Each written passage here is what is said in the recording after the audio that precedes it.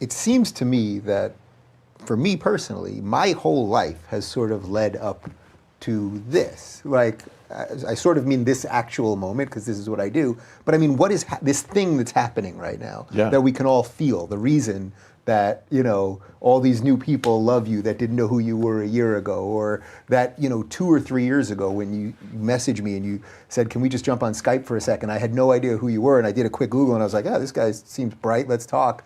And everything that has sort of flowered out of that it seems like there's something happening right this moment that is way bigger than certainly than three of us sitting here. When did you start tracking it? Early 80s. The Reagan transition was very violent, very interesting. And the university system was the first place that I was able to notice that the institutions contained fundamental structural lies, that they'd been built in a different time, and they required growth that could no longer be supplied. And so, can you give me an example of what that means? Sure. So I think I've mentioned this before, but I think pre-war, we educated about 8% of the population at a post-secondary level, so some kind of after high school training. And then we went to about 50% of the population. So that's a huge expansion in a very brief period of time from 1945 to about 1970.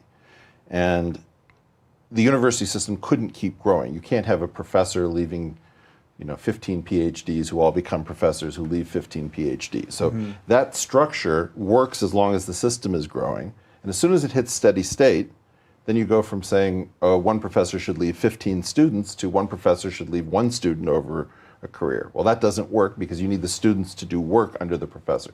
Same thing for lawyers, and partners and associates. Same thing for doctors, maybe an intern. You need growth to have these structures. So then almost all of these institutions stopped growing in this particular way, and then they had to have a story to try to attract people in, to pay in, and it became akin to Ponzi schemes. And that's why during this period of time, I wrote this essay called Anthropic Capitalism and the New Gimmick Economy. And the whole idea of the essay was that we had kept these institutions alive by trying to figure out every gimmick known to man. So offshoring, downsizing, securitization, playing with GDP and CPI dials.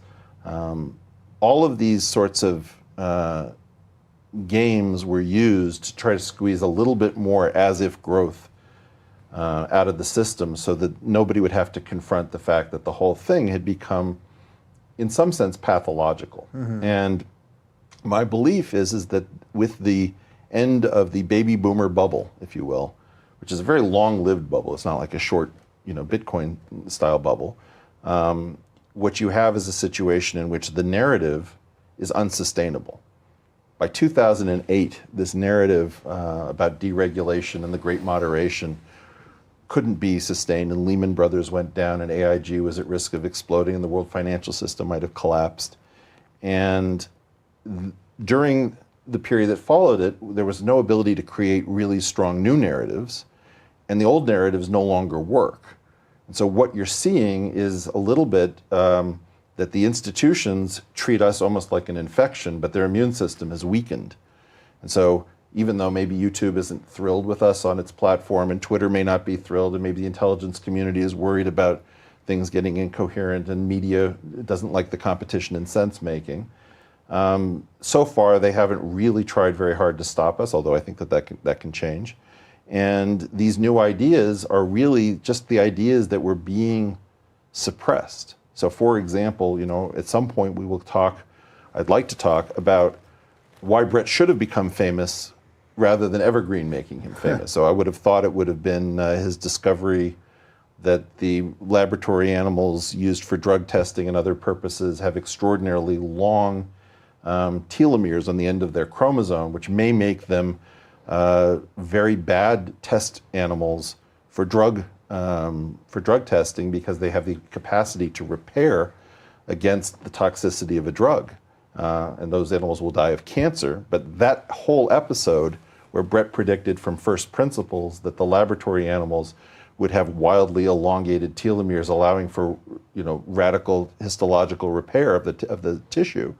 There's no trace of that story in the world, or almost no trace of that story.